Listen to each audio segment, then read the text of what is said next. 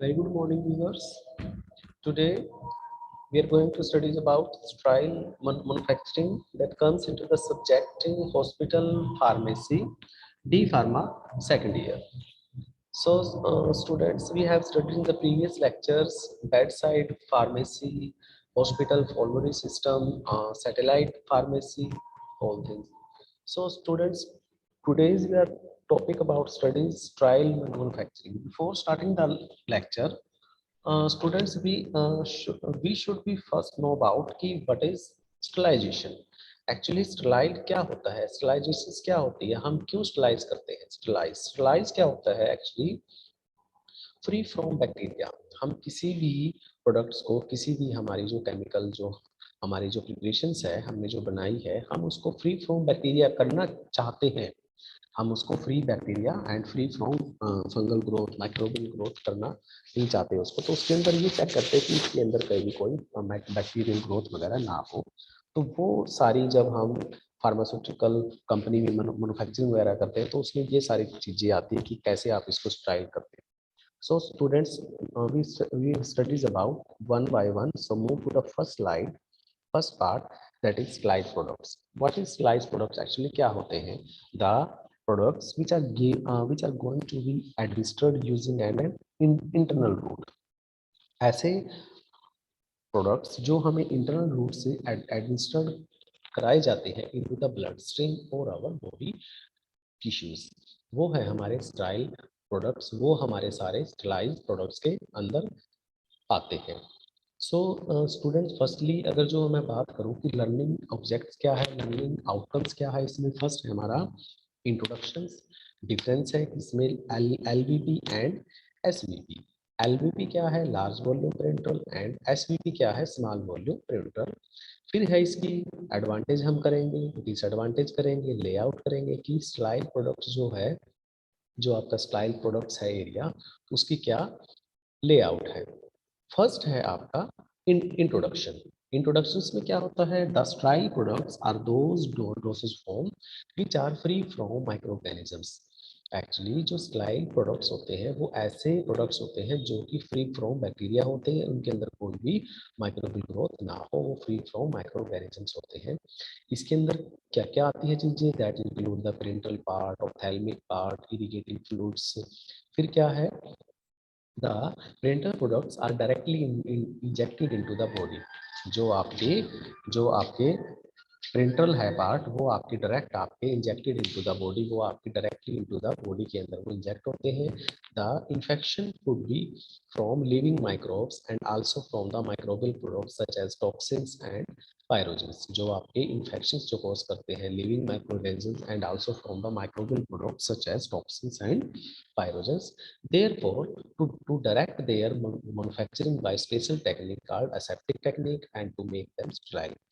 कि जब इनको आप स्पेशल टेक्निक से मैन्युफैक्चर करते हो बाय स्पेशल फेज से, वो आपके हैं एसेप्टिक टेक्निक, उसको हम बोलते हैं एसेप्टिक टेक्निक। कि किस टेक्निक से आप इसको स्टलाइज कर रहे हो, किस टेक्निक से आप इसको मैन्युफैक्चर कर रहे हो बाय द स्पेशल फेज, वो है आपका एसेप्टिक टेक्निक। ठीक है।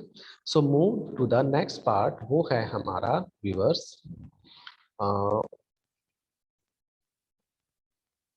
अगर जो मैं बात करूं कि प्रिंटर्स क्या है, फर्स्ट प्रिंटर्स क्या है, the word printers is derived from a Greek word para means beside, outside, entero means gastrointestinal tract। Printers क्या है, classified into two groups, LVP and SVP। LVP क्या है, लार्ज वॉल्यूम प्रिंटर, SVP क्या है, small volume printers. अब इनमें हमें difference आना चाहिए कि LVP क्या है एंड SVP। कुछ ऐसे क्राइटेरिया है व्यूअर्स, इसको हम अभी स्टडी करेंगे। फर्स्ट है, इनको हम जो डिफरेंस करेंगे वो इन क्राइटेरियल बेसिस पे करेंगे। फर्स्ट है हमारा पैक साइज, कि जो आप एलवीपी को एसवीपी को डिफरेंस करोगे, वो आप किस पैक साइज में आप इसको करोगे, कि क्या आपका इनका साइज हो, वो क्या है 100 ml से ज़्यादा या फिर 1 to 999 ml। एक जो स्मॉल वॉल्यूम में क्या है 1 to 90, लेकिन लार्ज वॉल्यूम में क्या है 100 ml। Types of containers use for packing, कैसा आप कंटेनर यूज करोगे, वो है आपका जनरली प्लास्टिक बोतल्स में, लेकिन एसवीपी में हम ओनली जनरली एम्बर्ड ग्लास एम्प्यूल्स वाइल्स यूज करते हैं। थर्ड है पॉइंट हमारा व्हीकल यूज, कि हम एलवीपी में और एसवीपी में किस किस टाइप का व्हीकल यूज करते हैं, कौन सा एडिटिव्स यूज करते हैं, वो है आपका व्हीकल्स फॉर इंजेक्शंस। लेकिन व्हीकल फॉर इंजेक्शंस वो आपका PG400, PG600 and PG propylene glycol है। एडिड सब्सटेंसेस क्या है, नो एडिड सब्सटेंसेस। एलवीपी में हम कोई भी एडिड सब्सटेंसेस नहीं लेते, लेकिन स्मॉल वॉल्यूम प्रिंटर में हम कोई भी preservatives, antioxidants and anti microbial agents हम लेते हैं। अब बात मैं जो करूं स्टरलाइजेशन, स्टरलाइजेशन मैंने आपको बताया था कि फ्री फ्रॉम बैक्टीरिया। एलवीपी में हम टर्मिनल स्टरलाइजेशन यूज करते हैं, लेकिन एसवीपी में हम जनरली एसेप्टिक फिल प्रोडक्ट्स या फिर एसेप्टिक टेक्निक ही हम यूज करते हैं। फिर मैं जो बात करूं एडमिनिस्ट्रेड की, एडमिनिस्ट्रेड आप इसको कैसे करोगे, विद आईवी सेट या फिर विद सिरंज एंड नीडल, कि आपका जो एडमिनिस्ट्रेटिव रूट है वो क्या है, एलवीपी में वो है आपका आईवी रूट से, लेकिन इसमें क्या है हम ओनली सिरंज और नीडल यूज करते हैं। लेकिन यूज जो करें तो इसको क्लिनिकली एज स्पोर्टिव मेजर और न्यूट्रेट, लेकिन इसमें जो अगर जो मैं बात करूं एसवीपी की, वो है आपका डायग्नोस्टिक और थेरेपेटिक पर्पस में। सो व्यूअर्स, अब हम करेंगे इसकी एडवांटेज, कि प्रिंटरल में हमारी एक्चुअली एडवांटेज क्या है, क्या इसकी एडवांटेज है, क्या है। First, they are injected through the skin और mucous membrane, they are injected through the skin और म्यूकस, ये आपको स्किन में डायरेक्टली इंजेक्ट होता है और mucous membrane into internal body compartment. ठीक है, parenterals are useful for patients who can not take drugs only and in emergency situation. Parenterals है वो आपके useful for the patient who can not take drug orally and in emergency situation, very easy, जो कि drugs को अच्छी तरह से orally take नहीं कर सकते। सेकंड है, ड्रग्स में be injected into the specialised area of the body including joints like intra articular joint fluid area, intra synovial, spinal column, intraspinal, spinal fluid, intrathecal arteries, intra-artery, and in emergency even in the heart or the intracardiac, कि जो आपकी drugs है वो injected होती है that is the specialised area of the body including the intra articular, intrasynovial, intraspinal and in the intrathecal arteries और the intra. ठीक है, नेक्स्ट मूव है, नेक्स्ट पार्ट है हमारा parenteral possesses better and faster onset of action, जो आपकी जो आपका प्रिंटरल पार्ट है उसकी जो है बेटर एंड फास्टर रेट है onset of action and bioavailability than other dosage form. अगर जो मैं बात करूं बायो अवेलेबिलिटी क्या होती है, बायो अवेलेबिलिटी क्या होती है कि the rate and extent of how much amount of drug to reach the systemic circulation, की जो बायो अवेलेबिलिटी है वो डिपेंड करती है कि आपका एडीएमए कैसा है, means absorption, distribution, metabolism and excretion, कि हमने कोई भी ड्रग्स है वो कैसे एडमिनिस्टर्ड करी, फिर वो डिस्ट्रीब्यूट हुई, फिर वो हमारे गैस्ट्रोइंटेस्टाइनल हमारे सिस्टेमिक सर्कुलेशन है वहाँ पे वो मेटाबोलाइज हुई, फिर वो एक्सक्रीट आउट हुई। तो ये सारे दो डोसेज फॉर्म में आते हैं। लेकिन इसके अगर जो मैं एग्जांपल की बात करूं, biological products, vaccine, toxoid and antitoxins.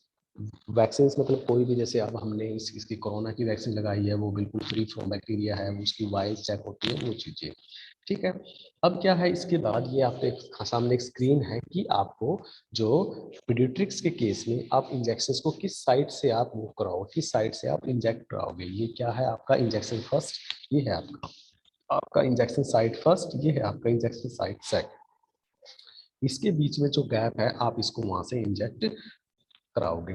Third है आपका कि आप शोल्डर पे आप कैसे इंजेक्शंस को कराओगे। ठीक है, डेल्टोइड जो मसल्स है वहां पे इसको इंजेक्ट करवाओगे। ठीक है, very easy. Then move to the next part viewers, ये है हमारे कुछ इंजेक्शन टेक्निक, कि आप किस टेक्निक से इंजेक्शंस को इसमें इंजेक्ट कराओगे। फर्स्ट है हमारी इंट्रामस्कुलर टेक्निक, इसमें क्या है 90 डिग्री पे जो है आपका इंजेक्शन आप ऐसे इंजेक्शन कराओगे, सबक्यूटेनियस में 45 डिग्री पे एंगल पे, इंट्रावेनस पे 25 डिग्री पे, इंट्राडर्मल पे 10 to 15 डिग्री पे।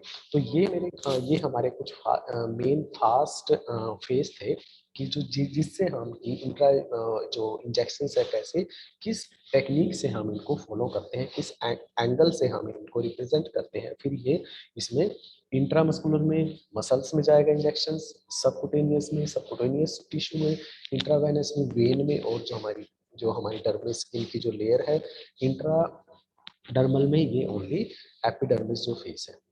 सो व्यूअर्स, अगर जो मैं बात करूं डिसएडवांटेज की, प्रिंटर में तो हमने पढ़ा कि वो डायरेक्ट आपके स्किन में इंजेक्ट होता है, कोई भी माइक्रोबिक फोर्स बायोबिलिटी होनी चाहिए। लेकिन अगर जो मैं बात करूं डिसएडवांटेजेस की, वो क्या है, मोर एक्सपेंसिव होता है and costly to produce as compare to other formulation. ये अदर फॉर्मुलेशन से थोड़ा एक्सपेंसिव है, थोड़ा कॉस्टली है। सेकंड है risk of needle sticks injuries, कि जो इंजेक्शन साइट है इसमें क्या होता है, पेरेंटल रूट में जो जो रिस्क होता है क्या, कि जो नीडल होती है वो इंजर्स कर सकती है, sticks to the injury and exposure to blood borne pathogens by health care workers. क्या है, कई बार क्या होता है जो हॉस्पिटल में की जो सिरिंज होती है वो उनको दोबारा भी उसको यूज कर सकते हैं, उससे क्या हो जाएगा, हमें blood borne pathogens by the health care workers.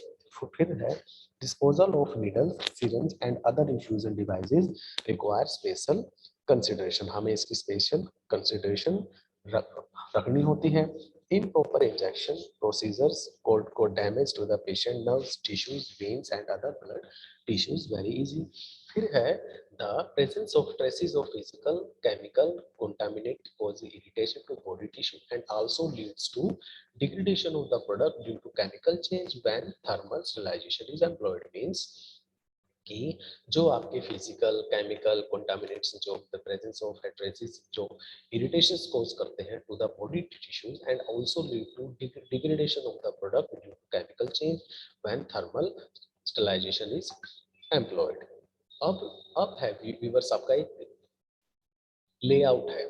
Layout क्या है कि आप कैसे स्टरलाइजेशन प्रोडक्ट्स को एरिया को आप लेआउट है। फर्स्ट है आपका कंपाउंडिंग एरिया, सेकंड है आपका septic area, quarantine area, storage करोगे। कंपाउंडिंग एरिया आपका क्या है, क्लीनअप एरिया, फिर आपको आप स्टरलाइज करोगे ये चीजें। स्टरलाइजेशन के बाद आपका है क्वारंटाइन एरिया। क्वारंटाइन जो एरिया है वहाँ पे पैकेजिंग है, ट्रांसपोर्ट है। तो ये था आपका लेआउट कि आप कैसे इसको लेआउट करोगे, कैसा वहाँ पे कंपाउंडिंग हो एरिया, असेप्टिक एरिया वहाँ का हो कैसा, वो चीजें ठीक है। फर्स्ट है आपका clean up area.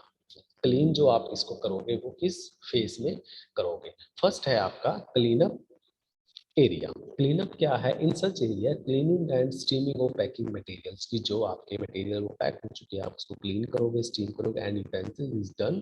Therefore the walls and ceiling are constructed in such a way that the withstand the effects of steam and chemicals. क्या है, जो वहाँ की जो क्लीन अप एरिया है सेक्शन है वो बिल्कुल ही क्लियर हो, वो बिल्कुल ही सेफ हो, उसमें कोई भी इफेक्ट ना हो, ठीक है। तो ये था आपका clean up area. Clean up में क्या है कि जो आपका जो पैकिंग जो मटेरियल्स है आप उसको अच्छी तरह से क्लीन करोगे, तो जो वहाँ की जो वॉल्स है वो भी इपॉक्सी पेंट से हो, कोटेड हो to solve the purpose. Therefore must be keep clean the washing it regularly, आप इसको मेंटेन रेगुलरली इसको क्लीन करना है। Precaution must be taken to prevent the growth of micro organisms and collection of dust. Precaution होती है वो इसमें जल्दी से इसमें प्रिवेंट करती है to the growth of micro organisms and collection of the dust. Second है move to the next part, वो है हमारा कंपाउंडिंग एरिया। कंपाउंडिंग एरिया में क्या है, it is nothing but a preparation area where the formula is compounded and not necessary aseptic। क्या है कि जो आपका फॉर्मूला तैयार हो चुका है आप उसको aseptic टेक्निक के लिए उसकी जरूरत नहीं है। There should be strict control it that is should not be catch dust, लेकिन ये इसको कंट्रोल है कि वहाँ पे कोई भी डस्ट वगैरह ना हो। स्ट्रिक्टली प्रोविजन होता है, स्मोकिंग एरिया भी होता है वहाँ पे कि आप इसको यहाँ पे नो स्मोकिंग एरिया है, यहाँ पे स्मोकिंग प्रोहिबिटेड है, वो चीजें। The cabinets and counters should be stainless steel, ceiling wall and floor should be sealed and can be coated with epoxy paint। very easy कि जो वहाँ पे counters है, cabins है, stainless steel से हो, ceiling wall हो, floor भी clean हो, coated हो with epoxy paint हो, very easy। फिर है adequate sink and counter space should be provided, कि क्या है कि वहाँ पे जो सिंकिंग जो एरिया है, जो वहाँ का ड्रेनेज एरिया है वो बिल्कुल ठीक हो, जिससे कि जो आपकी कंपाउंडिंग एरिया है वो बिल्कुल ही ठीक रहे। अब है आपकी असेप्टिक एरिया। Aseptic में क्या है, it is an entirely sealed area from outside atmosphere to the keep aseptic environment free from physical and biological contamination. Therefore, at the time of designing and constructing the septic area, civil work can compose to HVAC क्या होता है, high ventilating and air condition system including the electrical wire fittings and switches. The walls facing outside should have done wall glass parking area. Aseptic area में क्या है कि जो बाहर का एरिया है वो बिल्कुल सील्ड हो outside the atmosphere to keep aseptic environment free from physical and biological contamination. ठीक है, फिर क्या है इसमें जो आपका मतलब प्रोटेक्टेड वाल है, एसओपीज है, कैसे वहाँ की आप हैंडलिंग करते हो, प्रिवेंटिंग करते हो, seal the floor the accumulation of micro organisms, ये सारी चीजें आती हैं इन द aseptic एरिया. क्या है फिर इसमें, that is the working in such area must follow the guideline and standard of the behaviour in the aseptic area in the GMP good manufacturing products की जो आपकी एसओपी है, guideline आप वहाँ की कैसी यूज कर रहे हो, aseptic एरिया है, वो चीजें. The personal enter in this area through the lock door, कि जो पर्सनल है, जो एंटर एरिया है वो बिल्कुल लॉक हो, जब आपको जाना हो तो वो आपको लॉक करना पड़ेगा, वो चीजें. That is the movement should be minimum and restricted during the filling procedure. ठीक है, move to the next part students, वो है आपका क्वारंटाइन एरिया. क्वारंटाइन जो है आपका एरिया, हम इसमें क्या स्टडी करेंगे कि approved batches from the quarantine area department quality control department can be kept here before labelling and packaging. आप इसको लेबल एंड पैकेजिंग के लिए कुछ टाइम के लिए रखोगे, फिर उसकी क्वालिटी कंट्रोल होगी. It must contain space that separate approved batches and in process batches. फिर इसको जो अप्रूव्ड बैचेस है, इन प्रोसेस बैचेस है, आप उनके साथ कॉन्टैक्ट करोगे, कोई इसमें मिसमैच तो नहीं है. This area is also restricted to a responsible person. ये जो एरिया है क्वारंटाइन एरिया, ये ओनली जो रिस्पॉन्सिबल होता है पर्सन, जो हाई क्वालिफाइड होता है, वहाँ के लिए ये एरिया बिल्कुल ही सब सफिशिएंट होता है. लेबलिंग एंड पैकेजिंग इसकी कैसी हो, adequate space is required for the installation of printing devices and packaging machine. So in this area label printing and labeling can not take place. Storage कैसी हो, बिल्कुल ठीक हो. The finished products are stored under specified storage condition and dispensed हो. कि जो storage जो एरिया है वो बिल्कुल, लेबलिंग कैसी हो, लेबलिंग बिल्कुल ठीक हो, उस पर डायरेक्शन लिखी हो, उसका जो लेबल हो, यूज उस पे कैसे करना है, बच्चों की पहुंच से दूर रखना है, दैट इज रीच आउट होता चिल्ड्रन, ये सारी चीजें आप उसको जो लेबल है उसको भी करोगे. लेकिन इनके लिए आपका एडुकेट स्पेस हो, लेबलिंग के लिए प्रॉपर हो मशीनें, पैकेजिंग इसकी ठीक हो.